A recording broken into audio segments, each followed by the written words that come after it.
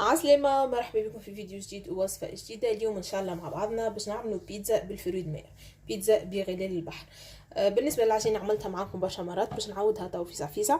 باش نعمل كمية صغيرة. خديت هنا 200 غرام فرينة، باش نزيد عليها الملح حسب الذوق وحسب الكمية اللي عندكم. انا لهنا باش نزيد نص مغرفة قهوة ملح، وباش نزيد عليها لهنا تقريبا مغرفتين زيت. دي مغرفة، هذيا 2 زيت زيتونة والا زيت قطانية، الزيت اللي تحبوه واللي متوفر عندكم. لهنا خديت كاس ماء دافي، خديت نص كاس ماء، عفوا خديت نص كاس ماء دافي خاطر الكمية عندي صغيرة. نص كاس ماء دافي، حطيت فيه مغرفة قهوة خميرة خبز ومغرفة قهوة هكا سكر، خلطهم مع بعضهم، غطيتهم، خليتهم هاكم كيما قاعدين نشوفوا يتفاعلوا مع بعضهم. توا باش نعجن المكونات الكل مع بعض.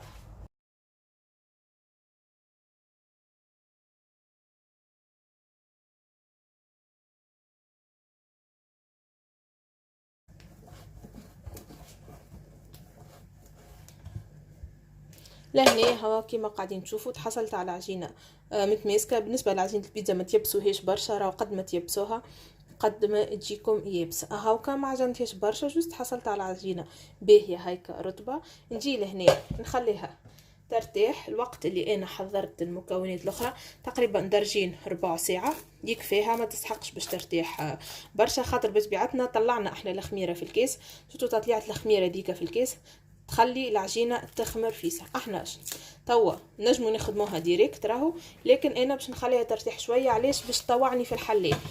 دونك نخليها ترتاح ربع ساعه هكاكا 10 دقائق، ومن بعد نحلها ونحطها في الطبق. هنا باش نحضر الفرويد مير خديت مقله باش نحط فيها تقريبا مغرفتين زيت. نخلي المقله والزيت يسخن بالكدا. لهنا خديت 250 غرام فرويد مير مخلط هكا، نحطه في المقله.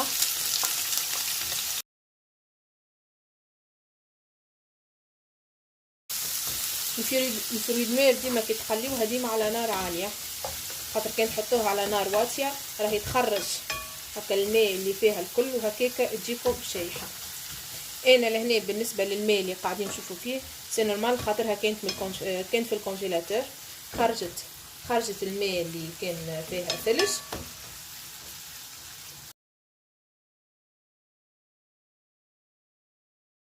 توا باش نفوح. لهنا عندي سنه ثوم كبيره باش نحطها. الثوم يفوح بالكدا الفرويد مير.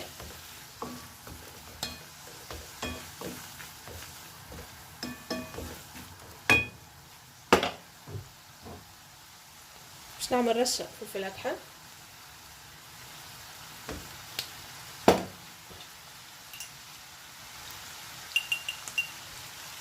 نحط ملح،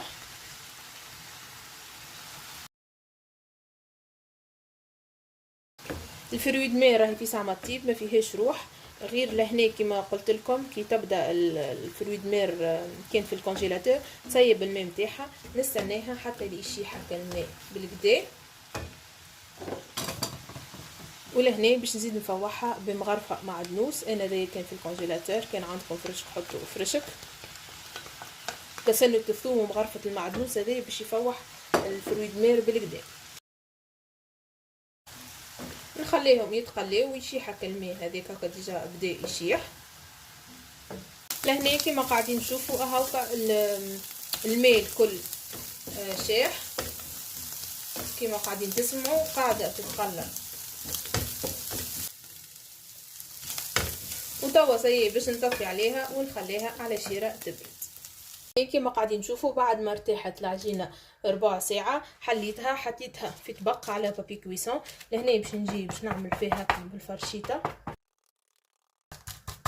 وانا تو باش نطيب البيتزا على طريقتي. انا كيفاش نطيبها؟ انا نطيب العجينه هكا بلاش حتى شيء، نطيبها ومن بعد كي تطيب نخرجها وبعد نحط فيها المكونات الاخرين. سبق اني حليت الفور، صح حطيته يسخن على درجه 200 درجه. بالنسبه للبيتزا راهي تحب الفور سخون، البيتزا لازمها قد ما تقعد اقل البيتزا في الفور قد ما تجي اطرى. دونك سخنت الفور على 200 درجه، وتوا باش نحط العجينه هكا طيب من غير حتى مكون فوقها، ومن بعد نخرجها ونحطو مع بعضنا المكونات الاخرى. لهنا كما قاعدين تشوفوا العجينه طابت، تشوفوا قديشها تجي طريه. وانا علاش نعمل الطريقه هذه؟ على خاطر هي تخرج بطبيعتها طريه، وزيد تو وهي سخونه ونحط عليها الصوص والمكونات الاخرى تزيد تطرى اكثر. جربوا الطريقه هذه وتفكروني. بالنسبه لصوص البيتزا هذه انا عندي صوص حاضره جبتها من الكونجيلاتور. انا ديما نعمل بالكميه ونحط هكا في حكوك هكا صغار ونحط في الكونجيلاتور. كي نبدا نستحق نجبد بالاخص توا في رمضان هكاكا باش نربحوا الوقت. شنو نعمل؟ ناخذ الطماطم نقشرها نرحيها، والا ناخذ الجو نتاع الطماطم يتباع حاضر، يتباع في حكوك حاضر، نزيدهم شويه زيتونه، شويه هريسه عربي، سنه ثوم، شويه ملح، شويه فلفل اكحل، شويه تبلو كرويه، شويه لي زيغ دو بروفونس اللي هو الكليل والزعتر والحبق، يفوحها بالكدا كما قلت لكم. نعمل بالكميه ونحط في الكونجيلاتور. كي نجي باش نطيب هاكا نلقاها حاضره، ما نقعدش نحضر في كل شيء. نجي لهنا نحط الصوص.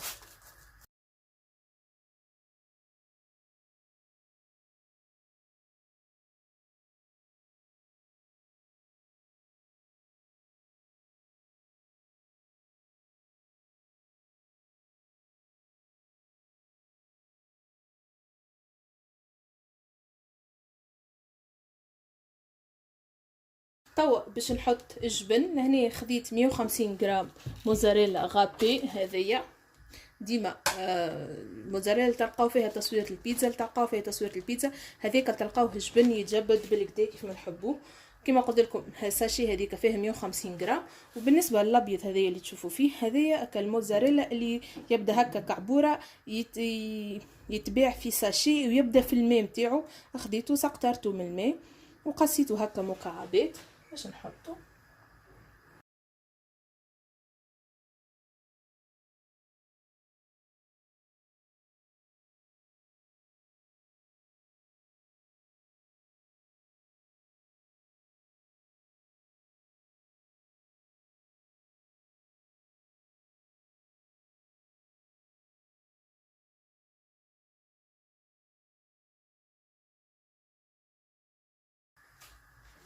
هنا بعد ما فرقت الجبن نجي لك الفرويد مير اللي حضرتها معاكم هكا نفرقها في كل بلاصه، نحط شويه باش من بعد كي نقص في كل مرسو يجي شويه فرويد مير.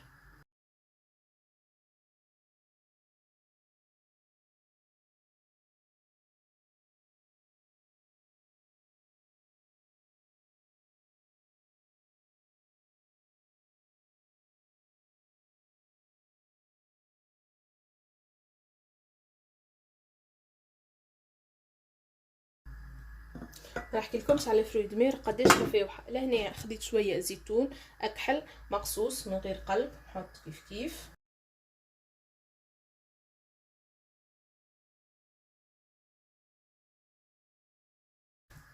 ولهنا عندي شويه كليل وزعتر شايح وزدتهم شويه حبق. انا متنسى نحط هما فيها يسميوه لي زيغ دو بروفونس، هو مخلط ما بين كليل وزعتر وحبق، فيه برشا حاجات شايحه هكا.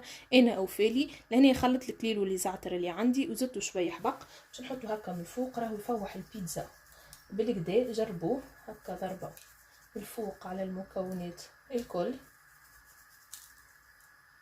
وتوا كيما شفتوا العجينه طايبه باش ندخلها، باش نحط البيتزا تحت الشوايه ديريكت جوست باش يذوب الجبن ونخرج. وهذه هي البيتزا بعد كيما شفتوا الجبن ماذاب. انا عملت بيتزا كبيره باش نقصها مرسوات صغار. بسم الله.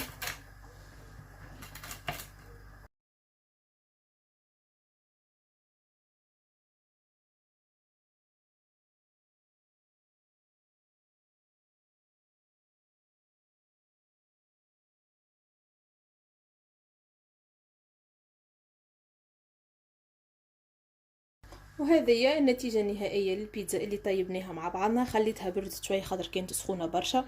شوفوا قديشها طريه كيف كيف طايبه من اللوطه ومن الفوق.